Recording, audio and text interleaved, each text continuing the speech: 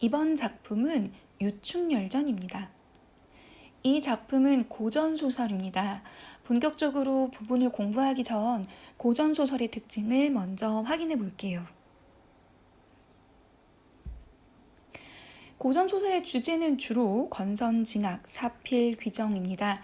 착한 자가 복을 받고 나쁜 자는 벌을 받으며 모든 일은 결국 옳은 이치대로 돌아가게 되는 것이죠. 고전소설은 전지적 작가 시점으로 쓰이고요. 대부분의 인물은 재능이 뛰어나고 아름답습니다.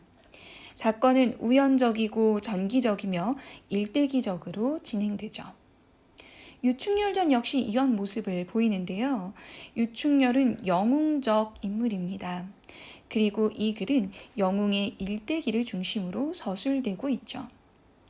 또한 글 곳곳에 전기적인 사건, 즉 비현실적인 일이 벌어지는데 우리 본문에서는 충렬의 엄마인 장부인이 꿈을 꾸어서 화를 피하게 되는 것이나 전쟁 중에 충렬의 비범함을 부각하는 장면이 그러합니다. 배경은 대부분 중국을 바탕으로 하고 있습니다.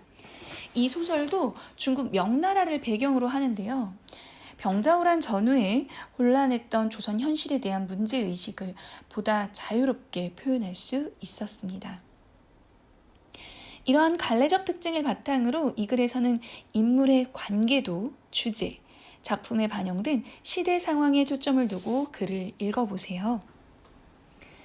이 글은 크게 유충렬과 정한담의 대립으로 구성되어 있습니다. 천상계의 인물이었던 자미원 장성과 익성은 죄를 지어서 지상으로 떨어지게 되는데요. 자미원 장성은 유충렬로, 익성은 정한담으로 환생하게 됩니다. 이러한 이원적 세계관은 주인공의 비범함을 강조하기 위해 고전소설에서 많이 차용하는 요소입니다.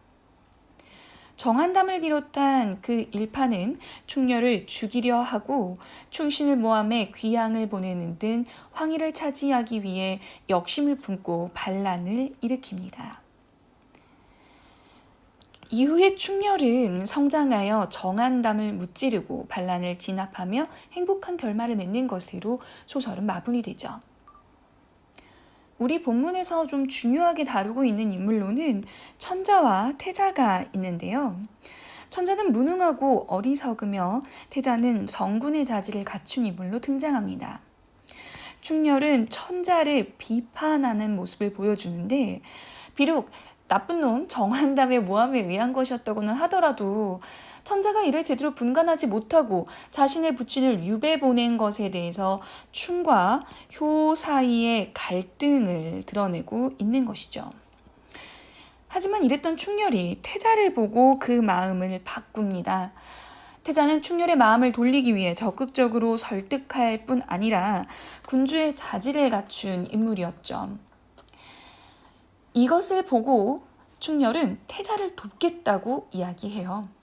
이는 봉건적 질서에서 환란의 원인이 되었던 무능한 천자의 대안으로 역성혁명을 통해 왕조를 바꾸는 방식이 아니라 성군이 될 태자에게 이것을 양위하는 것이 좀 더 현실적이라는 판단에 따른 것입니다.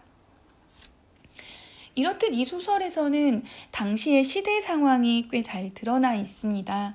당시 병자호란을 겪은 조선의 현실과 매우 흡사한데요. 역사적 사실과 달리 유충렬의 승리를 통해 병자호란의 패배에 대한 민족적 울분과 복수심을 표출하고 민족의 자긍심을 회복하고자 하는 민중들의 보상 심리가 반영된 것으로 볼 수 있겠네요. 이 글의 주제 역시 두 가지로 확인해 보시는 게 좋아요. 표면적으로는 국가에 대한 충성심입니다. 충렬이 자신의 몸을 다하여 위기에 처한 나라를 구한다는 점에서 그러하죠. 하지만 그 이면에는 몰락했던 양반의 권력 회복 의지를 다루고 있습니다. 몰락했던 양반이었던 유심의 아들 충렬이 공을 세워서 신분이 상승되고 부귀영화를 누린다는 점에서 그러합니다. 본문을 읽을 때는요, 영웅의 일대기를 중심으로 사건의 흐름을 따라가 보세요. 다음 영상에서는 그럼 이 흐름에 따라 본문 확인해 보겠습니다.